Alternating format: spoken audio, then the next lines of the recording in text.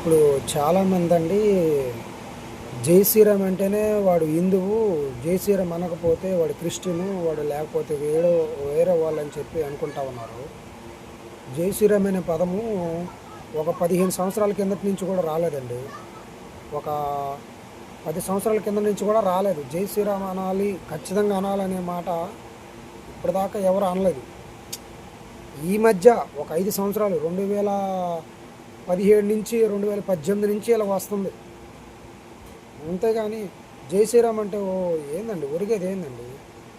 జై శ్రీరామ్ అనకూడదండి. రాముడు యొక్క సిద్ధాంతాలు పాటించి భక్తిగా ఇది చేయాలి. ఇప్పుడు నేనుండే చోట మొన్న రాముడు ఆ, ఏంటంటే ఉత్సవాలు చేశారు. ఏది రాముడు ఉత్సవాలు ఏది చేశారండి.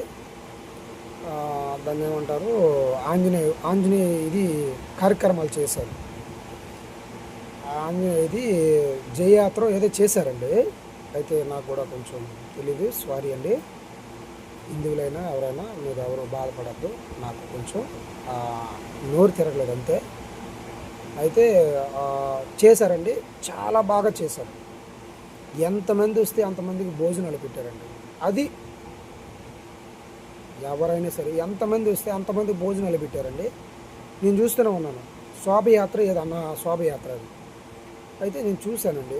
చాలామందికి భోజనాలు పెట్టారు. అసలు ఎంతమంది వెళ్తే అంతమందికి. అదండి, ఓ హిందువులు అలా చేసేవాళ్ళు చాలామంది ఉన్నారండి. అక్కడ విద్వేషాలు గొడవలు అనేది సృష్టించటం కంటే ఇలాగ మనం ప్రేమతో మనం ఆకర్షించాలి. విద్వేషాలు గొడవలు దీనివల్ల ఏమవుతుంది?